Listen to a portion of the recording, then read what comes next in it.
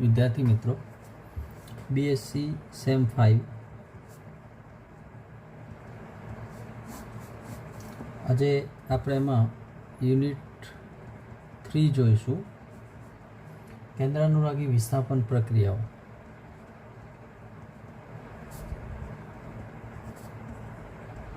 કેન્દ્રાનુરાગી વિસ્થાપન પ્રક્રિયાઓ.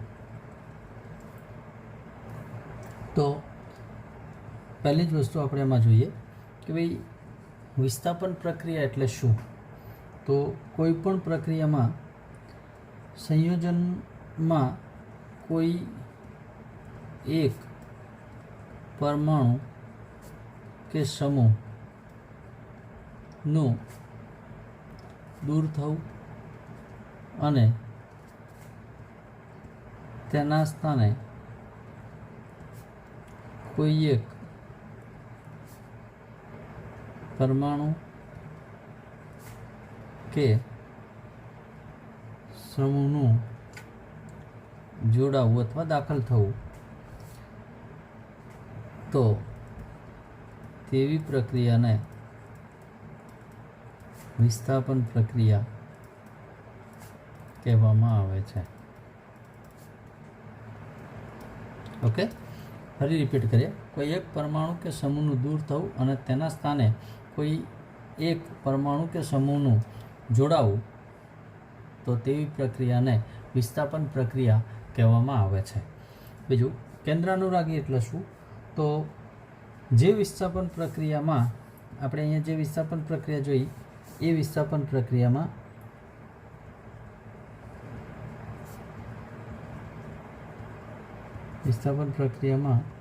ઋણ વીજભારિત પ્રક્રિયક સબસ્ટ્રેટ એટલે આપણો મૂળ જે પદાર્થ છે એ સબસ્ટ્રેટમાં રહેલા ધન વીજભારિત કાર્બનને ઇલેક્ટ્રોન આપી અને બંધ બનાવે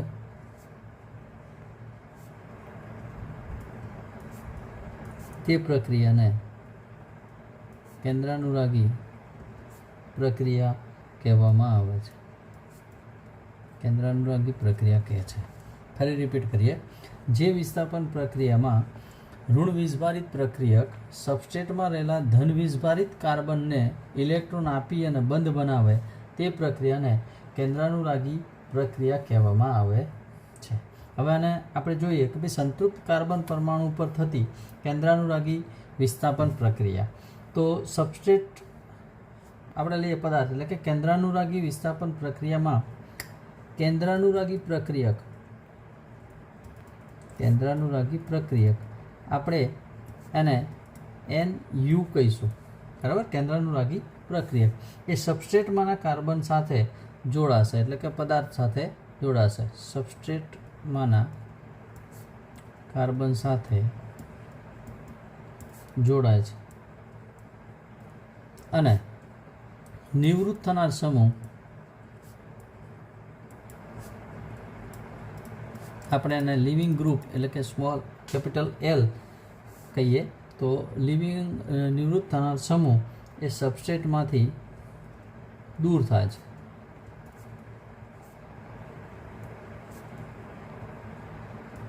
બરાબર. અહીંયા આપણે રિએક્શન ધારો કે એનું લખીએ તો NU એટલે આપણો કેન્દ્રાનુરાગી પ્રક્રિયક, બરાબર. અહીંયા આપણે કોઈ પણ સબસ્ટ્રેટ લઈએ, એની સાથે લિવિંગ ગ્રુપ લઈએ, એટલે આ આપણો થશે સબસ્ટ્રેટ, બરાબર. તો આપણે જે પ્રમાણે ઉપર સમજાવીએ એ પ્રમાણે કે ભાઈ કાર્બનમાંથી લિવિંગ ગ્રુપ અહીંયાથી દૂર થશે અને NU એટલે કે કેન્દ્રાનુરાગી પ્રક્રિયક એ અહીંયા કાર્બન સાથે જોડાશે, તો રિએક્શન આપણું આવું બનશે. અહીંયા NU દાખલ થશે પ્લસ L એટલે નિવૃત્ત થનાર સમૂહ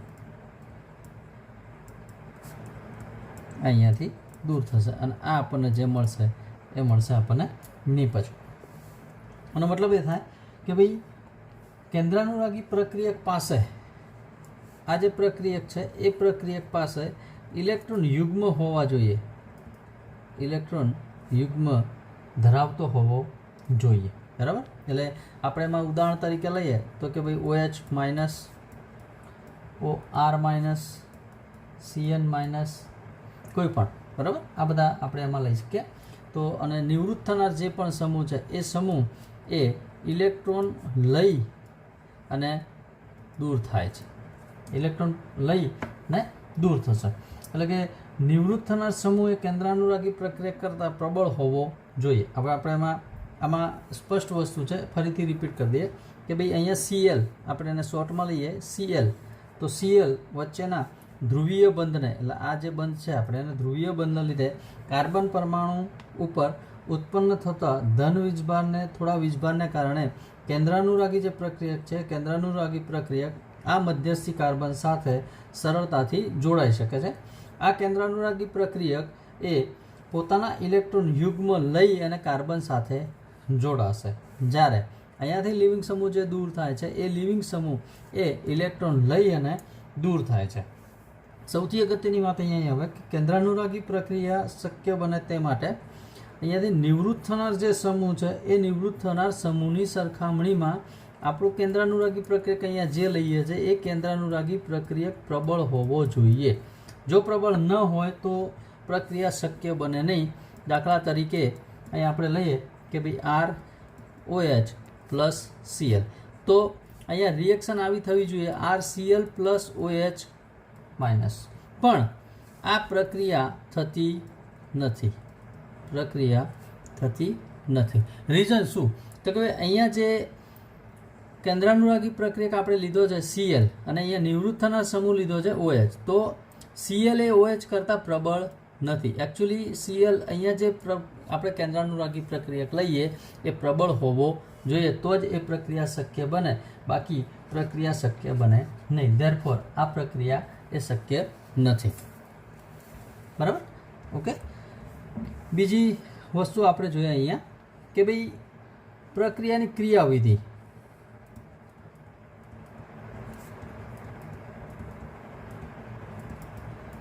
તો અહીંયા કેન્દ્રાનુરાગી વિસ્થાપન પ્રક્રિયા, એટલે હવે પ્રક્રિયાઓ જે થાય છે કે ભાઈ કેન્દ્રાનુરાગી વિસ્થાપન પ્રક્રિયા દરમિયાન સબસ્ટ્રેટ આપણે જે લઈએ છીએ એ, એટલે કે પદાર્થ, અને નિવૃત્ત થનાર જે પણ સમૂહ છે એ નિવૃત્ત થનાર સમૂહ, એટલે અહીંયા Cl આપણે જે લીધો એ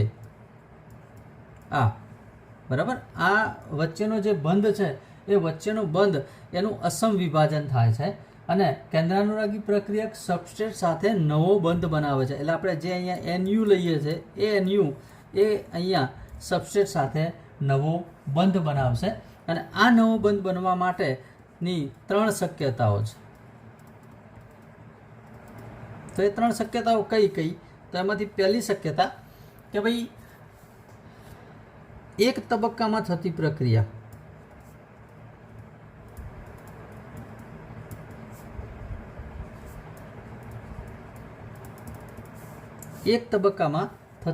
પ્રક્રિયા, તો આમાં શું થાય તો કે ભાઈ જૂના જે બંધ છે એ જૂના બંધનું વિભાજન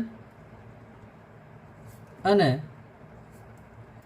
નવા બંધનું સર્જન, આ બંને એક સાથે થાય છે. બરાબર, બંને પ્રક્રિયાઓ એક સાથે થાય તો આવી પ્રક્રિયાને આપણે SN2 ક્રિયાવિધિ તરીકે ઓળખીશું.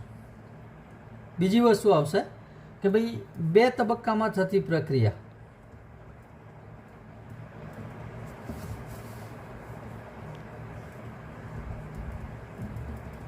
તો 2 તબક્કામાં થતી પ્રક્રિયામાં શું થશે? તો એમાં 2 સ્ટેપ પડશે કે ભાઈ પહેલાં જૂનો જે બંધ છે એ જૂના બંધનું વિભાજન થાય. આ જૂના બંધનું જ્યારે વિભાજન થશે એટલે આપણને અહીંયા મળશે કાર્બોનિયમ આયન. અને સેકન્ડ સ્ટેજ થશે કે ભાઈ નવા બંધનું સર્જન થાય. એટલે અહીંયા પ્રક્રિયા 2 સ્ટેપમાં થાય છે, એક સ્ટેપ અને બીજું સ્ટેપ. એટલે આપણે આને કહીશું SN1 પ્રક્રિયા અથવા તો SN1 ક્રિયાવિધિ. ત્રીજી વસ્તુ અહીંયા છે કે બે તબક્કામાં થતી પ્રક્રિયા એ પહેલાં નવા બંધનું સર્જન થાય અને પછી એનું ખંડન થાય અથવા વિભાજન થાય. એ પણ જોઈ લઈએ કે ભાઈ બે તબક્કામાં થતી પ્રક્રિયા. તો બે તબક્કામાં અહીંયા આપણે ઉપર જોઈએ એના કરતાં ઉલટું કે ભાઈ પહેલાં નવા બંધનું સર્જન થાય, બરાબર, અને પછી બીજા બંધનું એટલે કે જૂનો જે બંધ છે એ જૂના બંધનું વિભાજન થાય. પણ આ વસ્તુ અહીંયા શક્ય નથી, બરાબર. કારણ શું?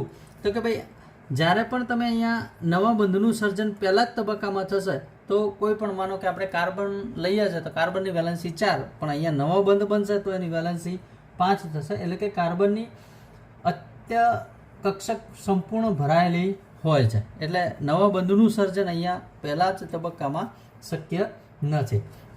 એટલે આપણે અહીંયા એ વસ્તુ શક્ય નહીં બને. એટલે આપણે આ બે જ વસ્તુ, પહેલી એક તબક્કામાં થતી પ્રક્રિયા અને બે તબક્કામાં થતી પ્રક્રિયા. બીજા તબક્કામાં થતી પ્રક્રિયાની અંદર પહેલાં જૂના બંધનું વિભાજન થાય અને ત્યાર પછી જ નવા બંધનું સર્જન થાય, એ વસ્તુ છે. એટલે આપણે હવે અહીંયા ક્રિયાવિધિ જોઈશું કે ભાઈ પહેલી આપણે ક્રિયાવિધિ લઈએ કે ભાઈ SN1 ક્રિયાવિધિ. આ બહુ મોસ્ટ ઇમ્પોર્ટન્ટ ક્વેશ્ચનો છે અને એક્ઝામમાં પૂછાતા હોય છે. તો SN1 ક્રિયાવિધિ આપણે અહીંયા જોઈ ગયા એ પ્રમાણે કે ભાઈ SN1 ક્રિયાવિધિ પ્રમાણે એ પહેલા બંધનું વિભાજન. Hello, SN1 ક્રિયાવિધિ. તો SN1 ક્રિયાવિધિ એટલે SN1 ક્રિયાવિધિ પ્રમાણે વિસ્થાપન પ્રક્રિયા એ બે તબક્કામાં થાય છે. પ્રથમ તબક્કામાં સબસ્ટ્રેટમાંથી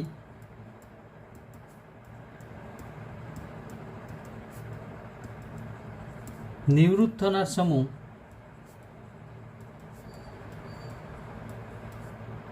દૂર થઈ અને કાર્બોનિયમ આયન આપે છે. આપણે અગાઉ જોઈ ગયા કે ભાઈ અહીંયા કાર્બોનિયમ આયન આપણને મળે છે. જ્યારે અહીંયા આ જે પ્રક્રિયા છે એ પ્રક્રિયાનો વેગ એ સબસ્ટ્રેટની ધ્રુવીયતાની માત્રા, કાર્બોનિયમ આયનની સ્થિરતા અને લિવિંગ ગ્રુપ એટલે આપણે જે L લઈએ છીએ એ લિવિંગ સમૂહની વિદ્યુત ઋણતા પર આધારિત છે. ઓકે. જ્યારે બીજા તબક્કામાં કાર્બોનિયમ આયન એ કેન્દ્રાનુરાગી પ્રક્રિયક સાથે ઝડપથી પ્રક્રિયા કરી સ્થાયી નિપજ આપે છે. આ સમગ્ર પ્રક્રિયામાં પ્રથમ તબક્કાની પ્રક્રિયા જે છે એ પ્રથમ તબક્કાની પ્રક્રિયા ધીમી અને પ્રતિવર્તી છે હોવાથી પ્રક્રિયાનો જે વેગ છે એ પ્રક્રિયાનો વેગ ફક્ત પ્રથમ તબક્કાના વેગ પર આધારિત છે. ઓકે. એટલે હવે અહીંયા સમગ્ર પ્રક્રિયા થઈ ગઈ. બેને સ્ટેજ આપણે જે છે એ સ્ટેજ અહીંયા સમજાવી દીધા. હવે આપણે અહીંયા એને ડિટેલમાં સમજીએ કે ભાઈ પ્રથમ તબક્કો. તો આપણે જે પ્રમાણે કીધું એ પ્રમાણે કે ભાઈ પ્રથમ તબક્કામાં આપણે અહીંયા ઉદાહરણ લઈ લઈએ કે ભાઈ કાર્બન CH3 અને અહીંયા આપણે લઈએ L લિવિંગ ગ્રુપ. આ પ્રક્રિયા જે છે એ ધીમી પ્રક્રિયા છે. આપણે અહીંયા કેન્દ્રાનુરાગી પ્રક્રિયક લઈએ ન્યુક્લિયોફિલિક L. તો આ જે પ્રક્રિયા થશે એમાં આવું થશે કે ભાઈ CH3 કાર્બન CH3 CH3 અહીંયા જે લિવિંગ ગ્રુપ છે એ લિવિંગ ગ્રુપ ધીમે ધીમે પોતાના ઇલેક્ટ્રોન લઈ અને દૂર થવાનો પ્રયત્ન કરશે. આ જે થશે એ સક્રાંતિ અવસ્થા 1 થશે, એટલે આપણે એને કહીશું T1. અહીંયાથી લિવિંગ ગ્રુપ એ સંપૂર્ણપણે દૂર થશે, એટલે CH3 CH3 અને CH3, એટલે આ આપણને મળશે પ્લસ L. લિવિંગ ગ્રુપ અહીંયાથી દૂર થશે.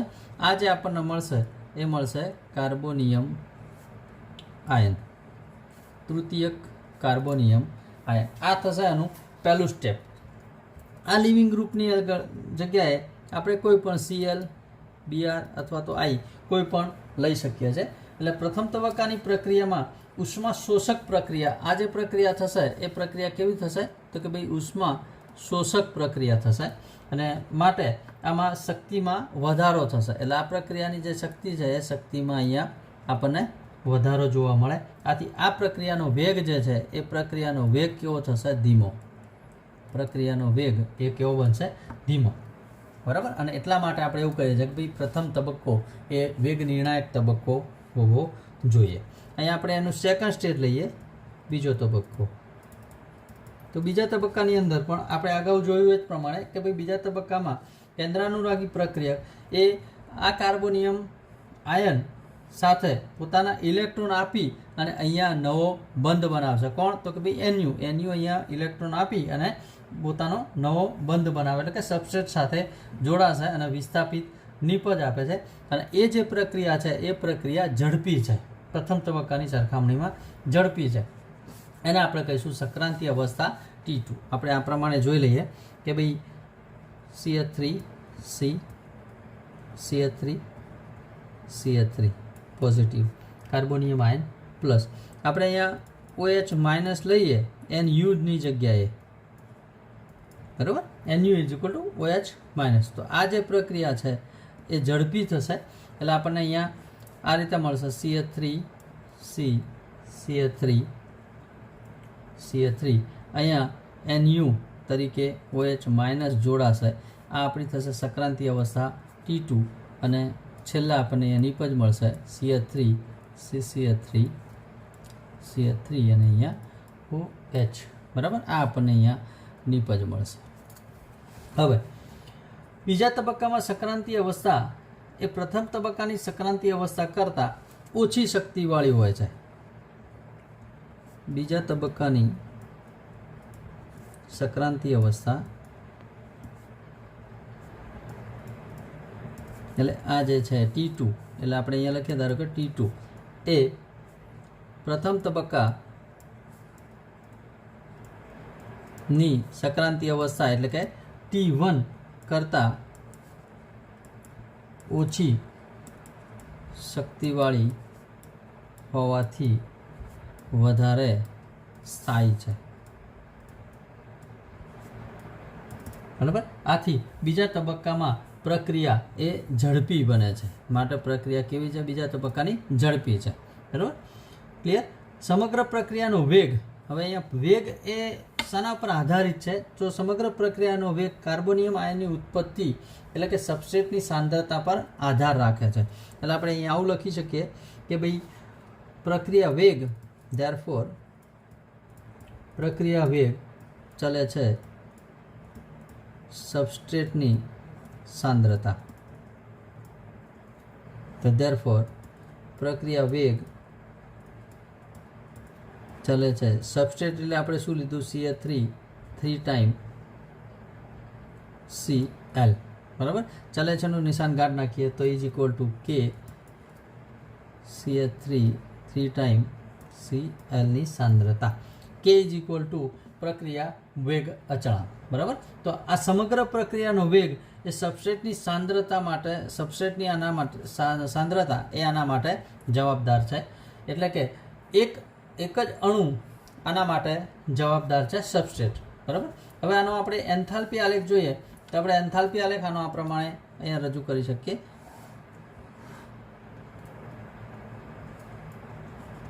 આપણે લઈશું E ઇઝ ઇક્વલ ટુ શક્તિ, અને આ થશે પ્રક્રિયા પ્રગતિ. બરાબર. હવે અહીંયા આપણે જે પ્રમાણે લીધું એ 2 સ્ટેપમાં પ્રક્રિયા થાય છે. બરાબર. અહીંયા આપણે સબસ્ટ્રેટ લઈશું, એટલે કે ધારો કે આર લઈ લઈએ એલ પ્લસ એન યુ. બરાબર. અહીંયા આપણું આવશે કાર્બોનિયમ આયન આર એલ, એ પહેલાંની અવસ્થા, એટલે કે T1. હું અહીંયા T1 લખું છું શોર્ટમાં. આ જે થશે એ આપણું આવશે કાર્બોનિયમ આયન, એટલે આપણે અહીંયા આર પ્લસ લખીએ અહીંયા કાર્બોનિયમ આયન. આ જે આપણી આવશે એ T2 આવશે, સંક્રાંતિ અવસ્થા T2. અને આ જે આવશે એ આપણી આવશે નિપજ આર એન યુ. આ જે થશે એ આપણી થશે નિપજ. ઓકે. હવે આગળ આના પરથી એક ઉદાહરણ લઈએ કે ભાઈ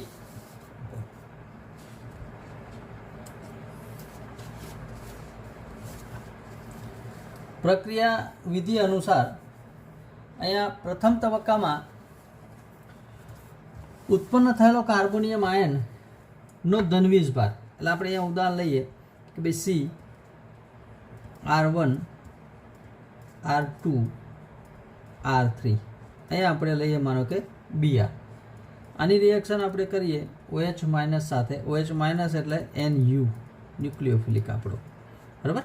તો અહીંયા આપણને જે મળશે પ્રથમ તબક્કા પ્રમાણે શું મળે?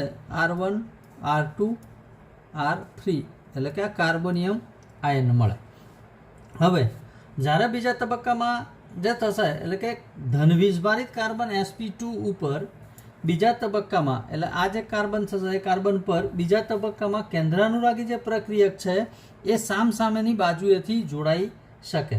એનું કારણ શું? તો કે ભાઈ આ જે કાર્બોનિયમ આયન છે, કાર્બોનિયમ આયન સમતલીય છે, એટલે એની ઉપરની અથવા તો નીચેની બંને બાજુએથી કાર્બોનિયમ ન્યુક્લિયોફિલિક જોડાઈ શકે. એટલે આપણને અહીંયા જે નિપજ મળશે એ નિપજ આ રીતે મળશે કે ભાઈ OH C R1 R2 અને R3. આ એક નિપજ મળે. બીજી નિપજ મળશે આપણને કાર્બન R1 R2 R3 અને OH. આ આપણને બીજી નિપજ મળશે. આનો મતલબ એ થાય કે ભાઈ આ જે નિપજો મળે છે એ નિપજો, એટલે કે ભાઈ SN1 પ્રક્રિયાથી આપણને 1 અને 2 એટલે કે રેસેમિક મિશ્રણ મળે છે.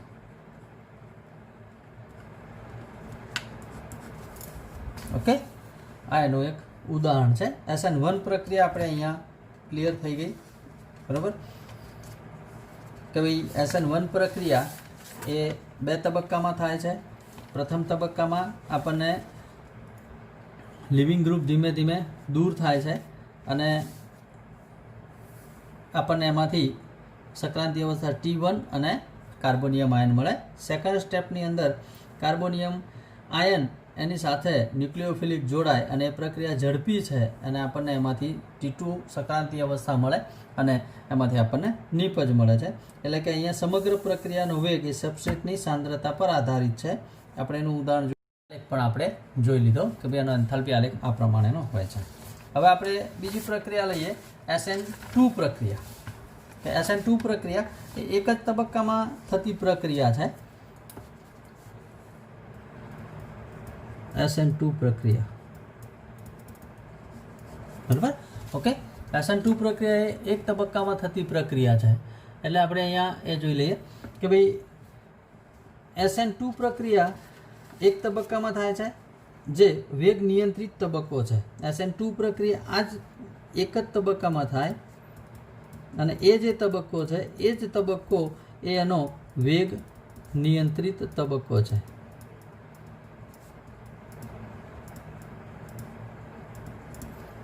બરાબર. એટલે કે આ પ્રક્રિયાની અંદર Cl જે બંધ છે એ Cl બંધનું તૂટવું અને એની સાથે CNU એટલે કે ન્યુક્લિયોફિલિકનું જોડાવું એટલે કે બંધનું બનવું, એ બંને પ્રક્રિયા એ બંને ક્રિયાઓ એક સાથે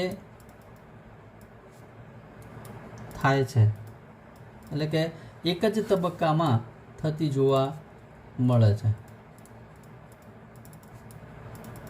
એટલે આપણે આને SN2 ક્રિયાવિધિ તરીકે ઓળખીએ છીએ. ઉદાહરણ આપણે લઈએ, ધારો કે RL લઈએ પ્લસ NU ન્યુક્લિયોફિલિક લઈએ, તો RNU પ્લસ L એટલે લિવિંગ ગ્રુપ અહીંયાથી દૂર થશે. સમગ્ર પ્રક્રિયાનો વેગ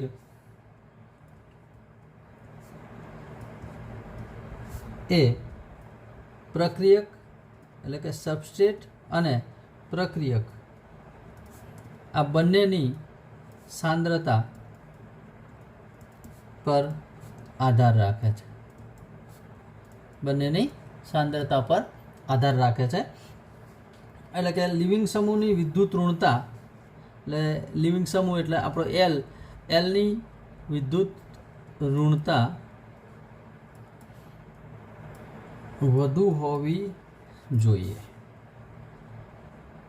અને NU એ ઇલેક્ટ્રોન આપવાની વૃત્તિ વધારે હોવી જોઈએ. ન્યુક્લિયોફિલિક જે છે એ ન્યુક્લિયોફિલિકની ઇલેક્ટ્રોન આપવાની વૃત્તિ જે છે એ વૃત્તિ વધારે હોવી જોઈએ, એટલે સરળતાથી આ એને ઇલેક્ટ્રોન આપી અને એની સાથે જોડાઈ શકે. અહીંયા આપણે જોઈએ તો કે ભાઈ પ્રક્રિયા વેગ ચલે છે સબસ્ટ્રેટની સાંદ્રતા એટલે સબસ્ટ્રેટ અને ન્યુક્લિયોફિલિક, બરાબર. તો ધેરફોર આપણે અહીંયા સબસ્ટ્રેટ તરીકે આપણે લીધું RL પ્લસ NUની સાંદ્રતા ઇઝ ઇક્વલ ટુ અહીંયા આપણે લઈએ K સબસ્ટ્રેટની સાંદ્રતા ઇન્ટુ ન્યુક્લિયોફિલિકની સાંદ્રતા, જ્યાં K એટલે પ્રક્રિયા વેગ અચળાંક છે. ઓકે, ઉદાહરણ આપણે અહીંયા લઈએ તો ઉદાહરણ તરીકે આપણે લઈએ કે ભાઈ CH3Br પ્લસ OH માઇનસ. તો આમાંથી શું થશે તો કે ભાઈ OH ધીમે ધીમે આ CH3 સાથે જોડાશે, તો અહીંયાથી ધીમે ધીમે Br એ પોતાના ઇલેક્ટ્રોન લઈ અને દૂર થશે. આ આપણને મળશે અહીંયા સક્રાંતિ અવસ્થા. ઓકે, અને અહીંયાથી જ્યારે Br દૂર થશે એટલે અહીંયા આપણને નિપજ તરીકે આ રીતે મળશે પ્લસ Br માઇનસ, બરાબર. એટલે SN2 ક્રિયાવિધિ પ્રમાણે આલ્કાઇલ હેલાઇડનું જલ વિભાજન કરવાથી આપણને આલ્કાઇલ હેલાઇડના ધ્રુવીય અણુના મધ્યસ્થી ધનવીજભારિત કાર્બન પર હાઇડ્રોક્સી સમૂહ એટલે કે આયન જે બાજુએ હેલોજન છે એનાથી વિરુદ્ધ બાજુએથી જ એ દાખલ થશે. આ બહુ અગત્યની વસ્તુ છે કે જ્યાં બ્રોમિન અહીંયા હેલોજન જોડાયેલો છે એની વિરુદ્ધ બાજુએથી જ OH એટલે કે હાઇડ્રોક્સી આયન એ દાખલ થાય છે. કારણ શું કે SN1 ક્રિયાવિધિ પ્રમાણે આની અંદર રેસેમિક મિશ્રણ મળશે નહીં. અહીંયા આપણને જે રેસેમિક મિશ્રણ મળ્યું કે ભાઈ OH એ બંને બાજુએથી દાખલ થઈ શકે એવું SN2 ક્રિયાવિધિમાં શક્ય નથી. કારણ એટલે કે આમાં રેસેમિક મિશ્રણ મળતું નથી. પણ CBr જે બંધ છે એ CBr બંધ ધીમે ધીમે અહીંયાથી તૂટતો જશે અને COH બંધ એ ધીમે ધીમે અહીંયાથી બનતો જશે. એટલે કે સક્રાંતિ અવસ્થા જે T છે આ T એ CBr બંધ તૂટવાની તૈયારીમાં હશે અને COH બંધ એ બનવાની તૈયારીમાં હશે. એટલે એનો એન્થાલ્પી આલેખ આપણે એ પ્રમાણે જોઈ શકીએ. સિંગલ સ્ટેપમાં પ્રક્રિયા થશે. આ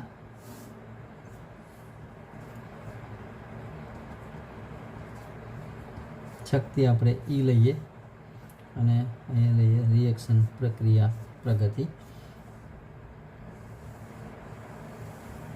આ પ્રમાણેનો એન્થાલ્પી આલેખ બનશે. અહીંયા આપણે લઈશું એનું CH3Br પ્લસ OH માઇનસ. આ બનશે એની સક્રાંતિ અવસ્થા આપણે અહીંયા જોઈ લીધી, બરાબર. અને આ જે બનશે એ નિપજ એટલે CH3OH પ્લસ Br માઇનસ, બરાબર. આ પ્રમાણે આપણને આમાં નિપજો મળશે.